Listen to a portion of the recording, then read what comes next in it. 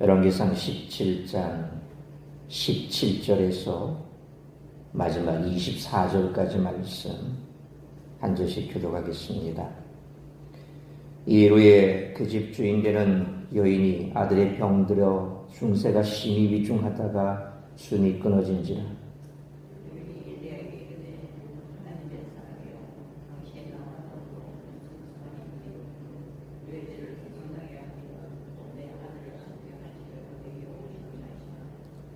엘리야가 그에게 그의 아들을 달라 하여 그를 그 여인의 품에서 받아안고 자기가 거처하는 다락에 올라가서 자기 침상에 누이고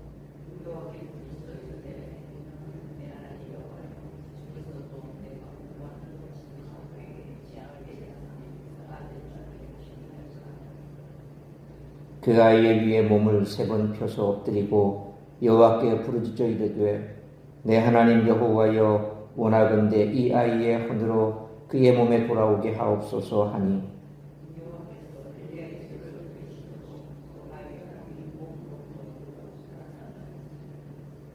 엘리야가 그 아이를 안고 다락에서 방으로 내려가서 그의 어머니에게 주며 이르되 보라 내 아들이 살아났느니라.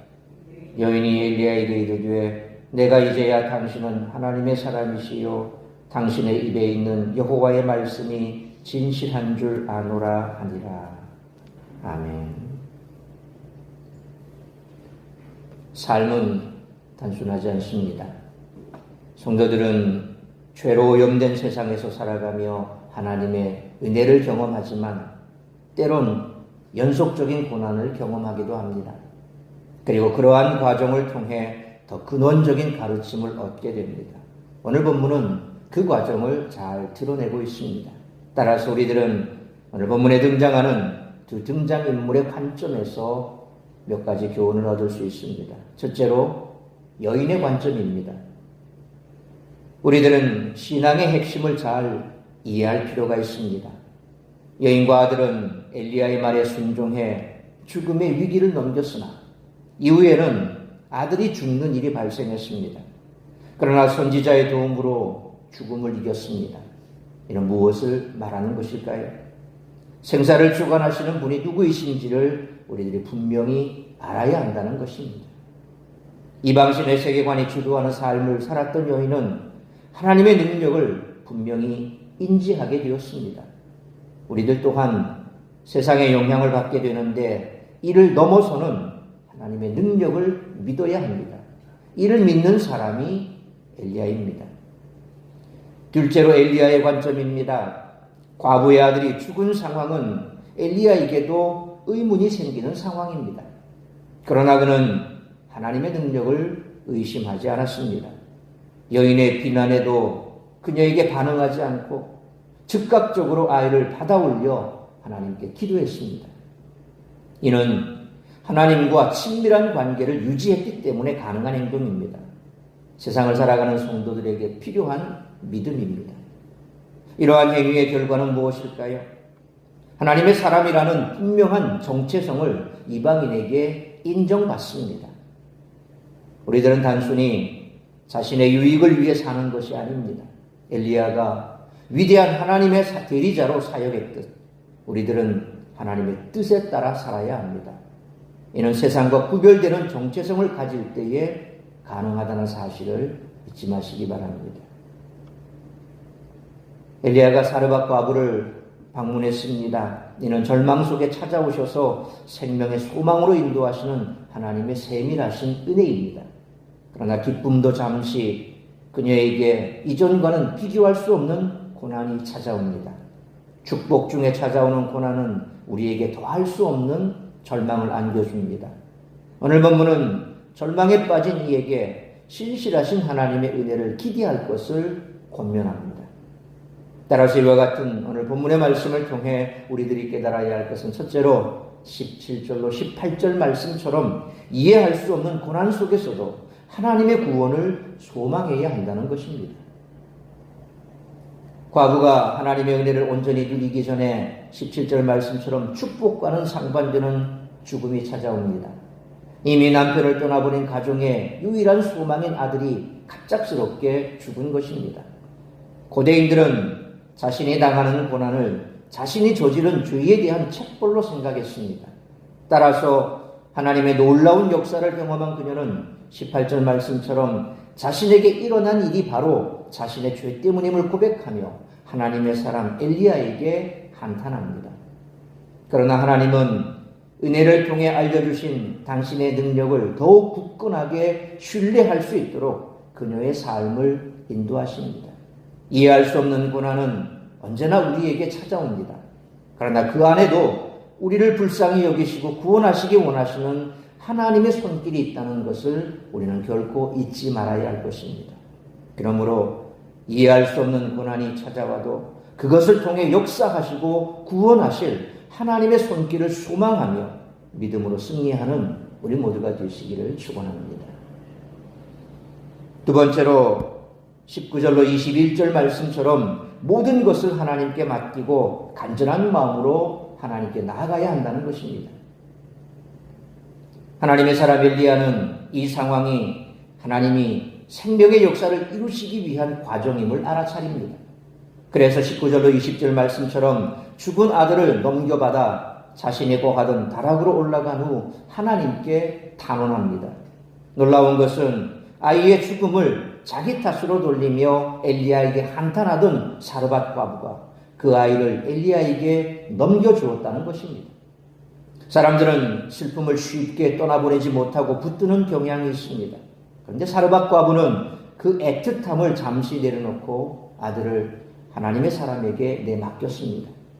또한 엘리야는 하나님의 완전한 능력이 자신의 육체를 통해 나타나기를 소망하며 21절 말씀처럼 죽은 아이의 시신에 자신의 몸을 애틋하게 포개며 아이를 다시 살려달라고 하나님께 간절히 구했습니다. 하나님의 기적의 역사는 모든 것을 우리 힘으로 하려는 시도를 내려놓을 때 시작이 됩니다.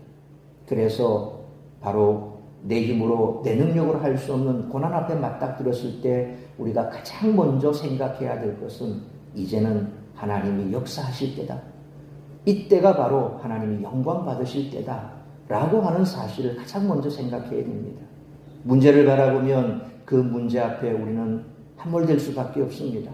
환경과 처지를 생각하면 절망이 밀려올 수밖에 없습니다. 내 힘으로 내 능력으로 할 수 없으면 하나님이 하실 때죠. 만약 우리가 할 수 없는 그 일 앞에 하나님께서 역사하지 않으면 피할 길도 준비해 주셨다는 겁니다.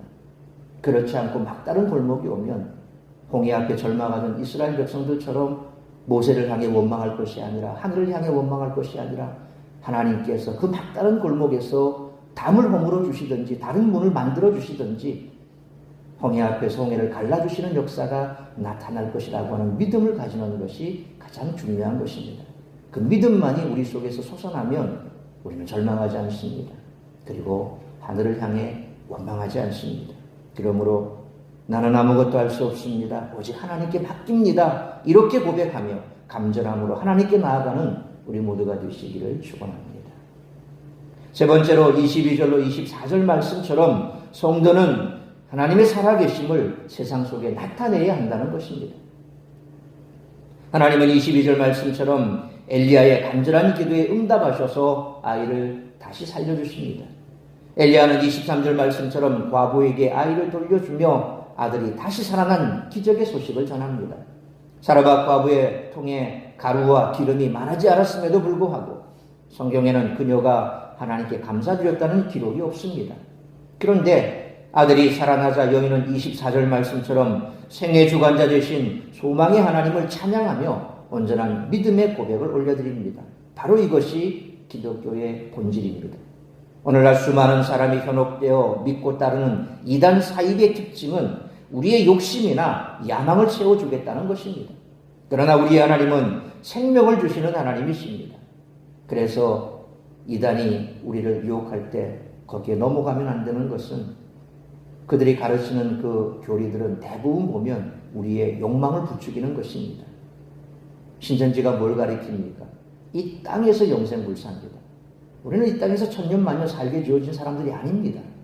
우리는 완전히 새로운 새하늘 새 땅에서 살아갈 사람들입니다. 그러니 이 땅에서 우리의 생명이 다한다는 것은 그것이 내 생명의 연수와 평균적인 연수와 다르다 할지라도 혹 그것이 육신의 질병 때문에 인한 것이라 할지라도 두려워해서는 안 됩니다. 그것까지가 내가 이 땅에서의 삶입니다. 그러나 이 땅의 삶은 잠시뿐이라는 것이죠. 아무리 우리가 과학이 발달하고 그래서 정말 영원히 불멸의 존재가 될 것 같다 하지만 그건 하나님의 뜻이 아니고 의도도 아닙니다. 이미 에덴 동산에서 그 뜻은 꺾여버렸습니다. 죄가 들어오므로 우리는 죽을 수밖에 없습니다. 사망이 왕노릇하는 이 땅의 삶을 이길 수 있는 방법은 이제 이 육신을 벗어나서 주님께서 마련하신 그곳에 들어갈 때 거기에서 진정한 영원한 삶이 이어지는 것이죠. 그렇기 때문에 신천지가 가르치는 나중 자기가 성령이고 또 자기가 재림 예수고 그래서 14만 4천이 다 영적인 14만 4천이 이루어지면 영생 불사체가 된다. 그 양반도 죽을 양반인데 그런 소리하고 겁나지도 않은지 모르겠어요.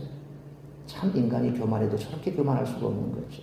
그런데 거기에 현혹이 돼서 이 땅에서 그냥 우리는 영생 불사하겠다. 이런 욕심을 가지는 어리석은 참 안타까운 거죠. 이단들은 다 그렇습니다. 자신만 잘 따르면 호의호사할 수 있는 이 땅에서 부귀영화를 얻을 수 있고 하는 모든 것마다 다 잘 되고 이런 것들.